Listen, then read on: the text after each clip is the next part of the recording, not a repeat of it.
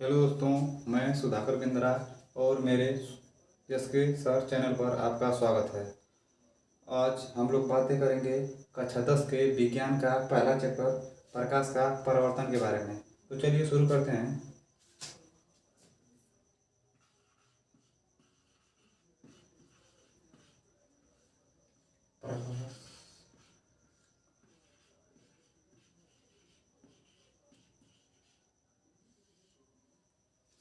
सबसे पहले हम जानेंगे प्रकाश। प्रकाश क्या होता है? प्रकाश प्रकाश एक प्रकार का एक ऐसी ऊर्जा है जिसके सहायता से हम वस्तुओं को देख पाते हैं या वस्तुएं हमें दिखाई देती हैं। या प्रकाश एक ऐसा भौतिक साधन है जो वस्तुओं पर आपतित होता है तथा आपतित वस्तुओं पर आपतित होता है तथा वस्तु से परावर्तन के पश्चात वो हमारे आँखों पर पड़ती है तो वस्तुएं हमें दिखाई देती है। जैसे मान लीजिए हम अंधेरे में हैं और हमें एक सांप दिखाई दिखाई दिया और एहसास हुआ उस सांप का, तो हम अपने टॉर्च को उसके ऊपर बारेंगे, ना कि हम अपनी आँख पर बारेंगे। जैसे कि मान लीजिए यह सांप है, आप यहाँ पे खड़े हैं, आपके हाथ में टॉर्च है,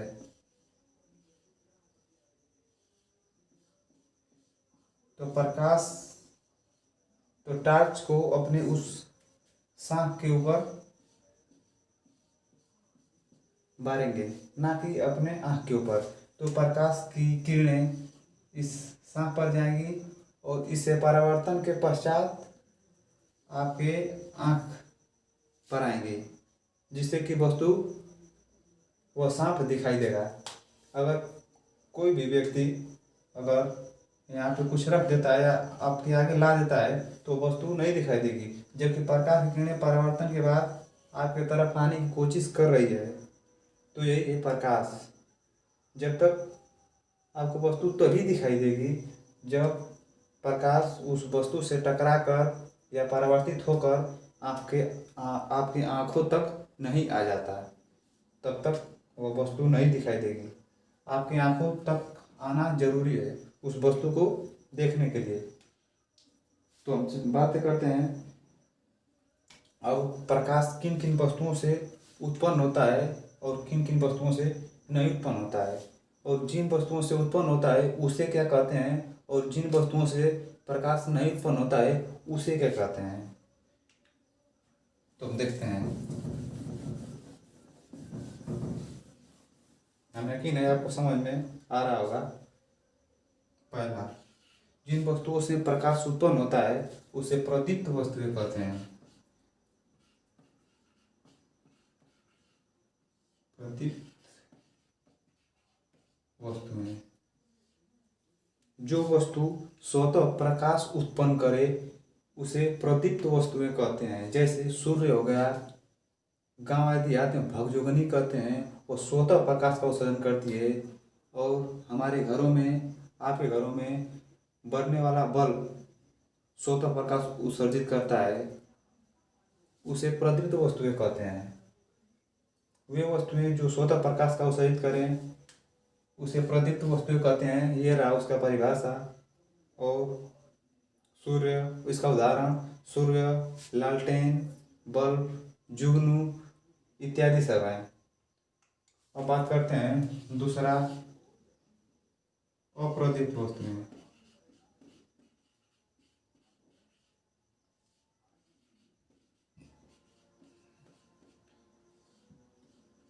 अप्रदीप्त वस्तुएं वे वस्तु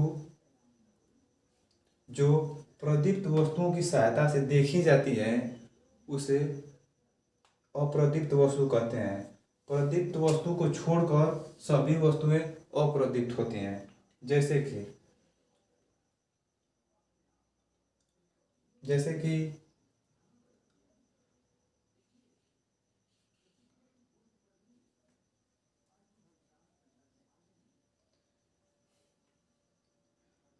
जैसे कि चांद,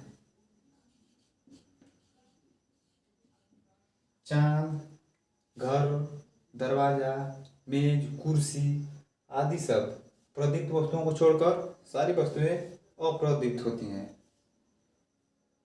बक्सा, मोबाइल, टीवी, कुर्सी, कूलर आदि सब अप्रदीप्त वस्तुएं हैं। ठीक है, तो हम अब बात करते हैं प्रकाश किन माध्यम में चलता है, प्रकाश कैसे चलता है। अब प्रकाश के चलने का रास्ता क्या होता है। जैसे हम लोगों को चलने के लिए जमीन है, उसी तरह प्रकाश कैसे चलता है और कहाँ चलता है।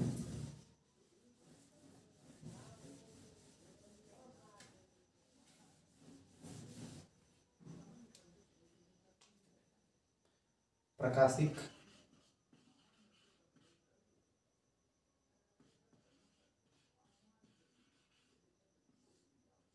माध्यम, प्रकाशिक माध्यम प्रकाश जिस पदार्थ से होकर गमन करता है या गति करता है उसे प्रकाशिक माध्यम कहते हैं। जैसे खुला आकाश और निर्वात, प्रकाश इसी में होकर गमन करता है। प्रकाश दीवार में नहीं चलता है, प्रकाश किसी ठोस वस्तु में नहीं चलता है, उसे खुला वातावरण चाहिए चलने के लिए। जैसे खुला आकाश,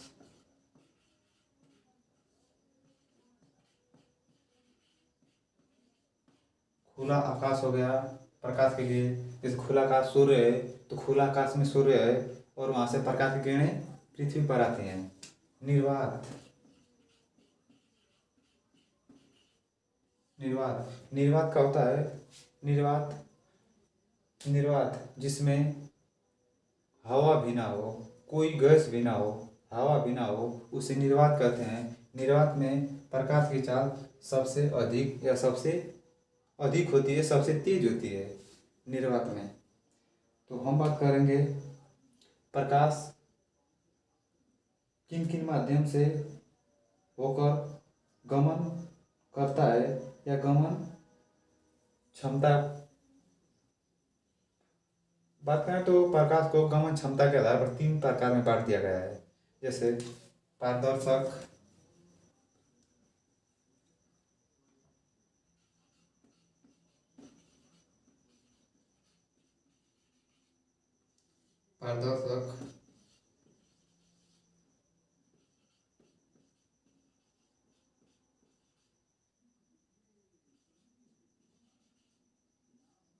पारभाषक,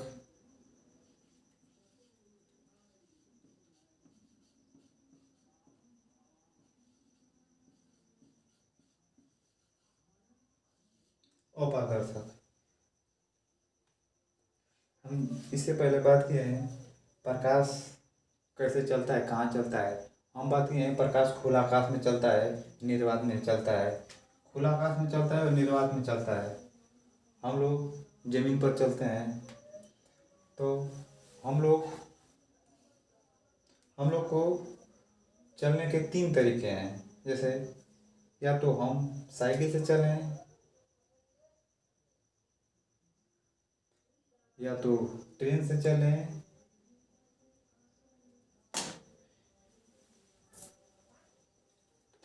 छोड़िए उसको। पारदर्शक देखते हैं।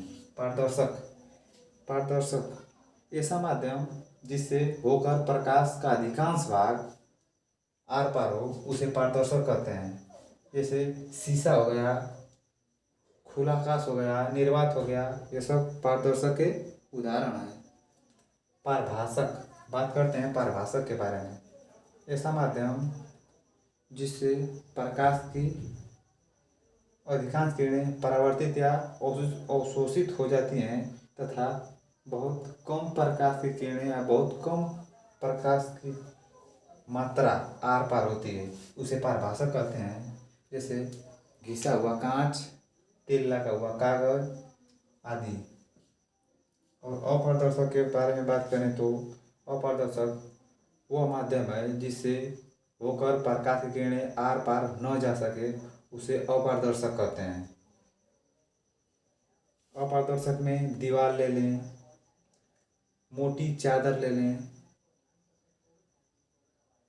ब्लैक बोर्ड ले लें, व्हाइट बोर्ड ले लें, ऐसी वस्तु जिसे होकर प्रकाश आर पार न कर सके, आर पार न जा सके उसे अपारदर्शक कहते हैं। अब बात करते हैं प्रकाश की किरण।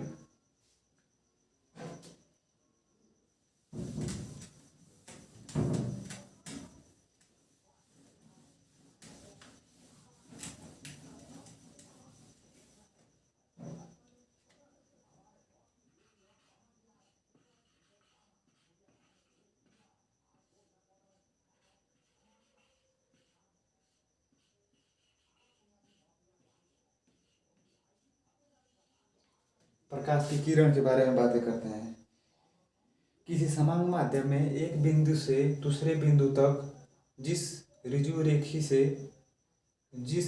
रेखी माध्यम से होकर किसी समान माध्यम में एक बिंदु से दूसरे बिंदु तक प्रकाश जिस ऋजु रेखीय मार्ग से होकर जाता है उसे प्रकाश की किरण कहते हैं। और एक ही दिशा में जाने वाली प्रकाश की किरणों को प्रकाश पुंज कहते हैं। देखते हैं प्रकाश पुंज क्या होता है। एक ही दिशा में जाने वाली प्रकाश की किरणों को प्रकाश पुंज कहते हैं। ये प्रकाश पुंज है। प्रकाश पुंज एक ही दिशा में है, या तो इस तरह हो या तो इस तरह हो। इसका दिशा एक ही होना चाहिए, समांतर हो या ना हो इससे कोई फर्क नहीं पड़ता, दिशा एक ही होनी चाहिए। फर्क ये नहीं पड़ता कि समांतर है या नहीं। इसमें मतलब इससे होता है कि ये इनका डायरेक्शन किधर है। डायरेक्शन इसका इधर है, इसका डायरेक्शन इधर है और इसका डायरेक्शन इधर है, तो ये प्रकाश पुंज है। प्रकाश की किरणों को या प्रकाश पुंज को तीन प्रकार के होते हैं। प्रकाश पुंज तीन प्रकार के होते हैं। पहला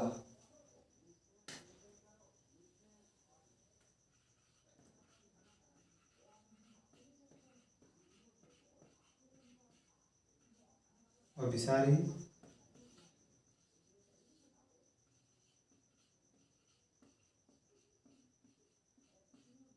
अपसारी,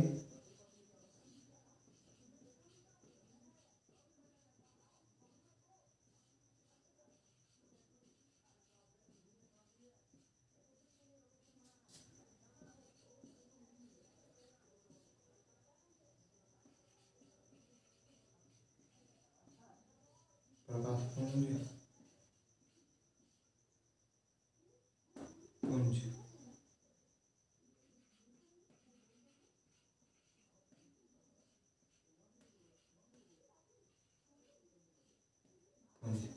अभिसारी प्रकाश पुंज के बारे में बात करें तो यदि सभी प्रकाश की किरणें एक बिंदु पर आकर मिलें तो वो अभिसारी प्रकाश पुंज कहलाता है। यदि सभी प्रकाश की किरणें एक बिंदु पर आके मिले तो वो अभिसारी प्रकाश पुंज कहलाता है। और दूसरा, यदि सभी प्रकाश की किरणें एक बिंदु से होकर जाती हैं तो उसे अपसारी प्रकाश पुंज कहते हैं। सिंपल है, पहला का उल्टा दूसरा। और तीसरा, यदि सभी प्रकाश किरणें एक दूसरे के समांतर समांतर प्रकाश पुंज कहलाता है। हो गया। अब प्रकाश के लक्षण देख लेते हैं। प्रकाश के लक्षण,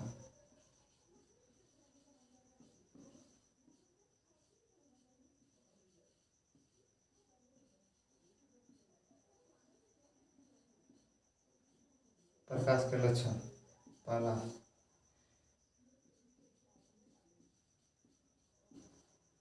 निर्वात में प्रकाश की चाल 3 × 10⁸ मीटर प्रति सेकेंड होती है। निर्वात में प्रकाश की चाल 3 × 10⁸ मीटर प्रति सेकेंड होती है। दूसरा का,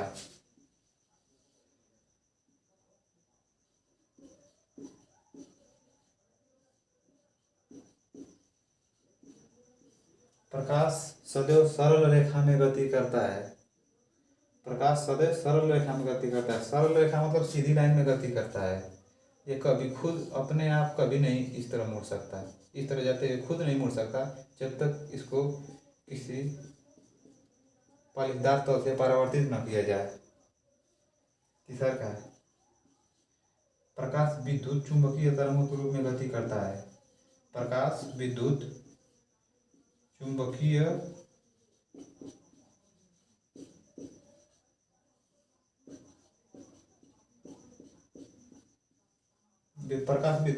तरंगों के रूप में गति करता है।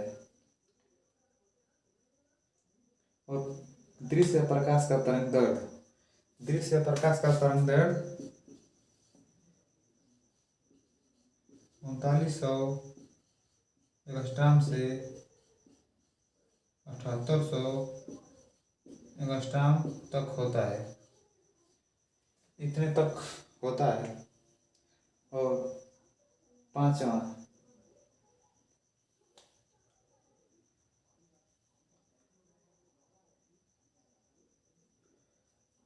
ठोस तथा द्रव माध्यमों के तलों से प्रकाश का परावर्तन हो जाता है।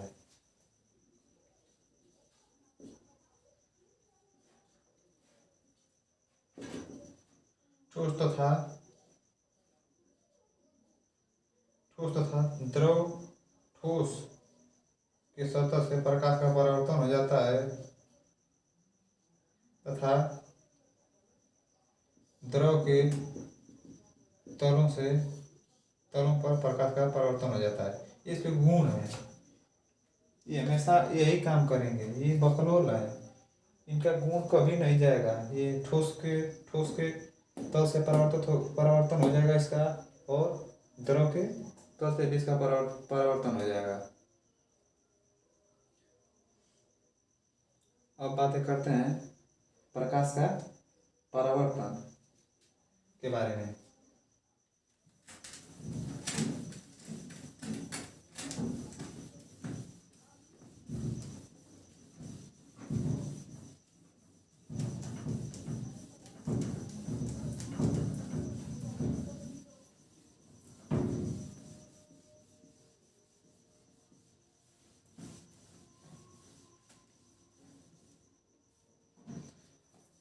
प्रकाश का परावर्तन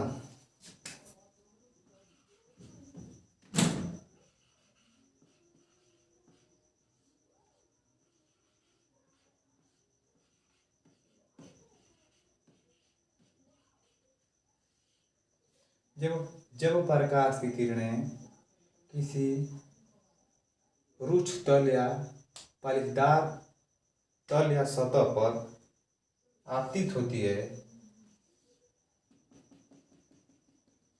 पालिशदार सतह पर आपतित होती है, तो वो प्रकाश की किरणें उसी माध्यम में वापस लौट जाती हैं। जैसे यहाँ से आई और उसी माध्यम में वापस भाग गई।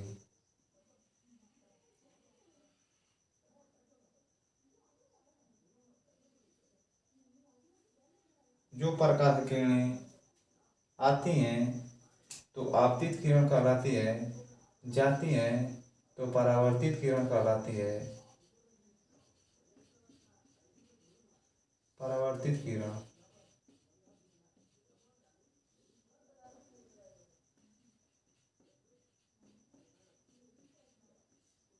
आपतित किरण, यह शेर की तरह आई और शेरनी की तरह चली गई। शेर की तरह आई तो आपतित किरण, और शेरनी की तरह, बिलार की तरह चली गई तो परावर्तित किरण। शेर बनकर तो आई और टकरा गई सवा शेर से, तो परावर्तित होकर चली गई। तो इस पर डाल देंगे एक अभिलंब। अभिलंब से आपतित किरण का जो कोण अभिलंब से बनाता है, जो आपतित किरण अभिलंब से जो कोण बनाता है उसे आपतन कोण कहते हैं।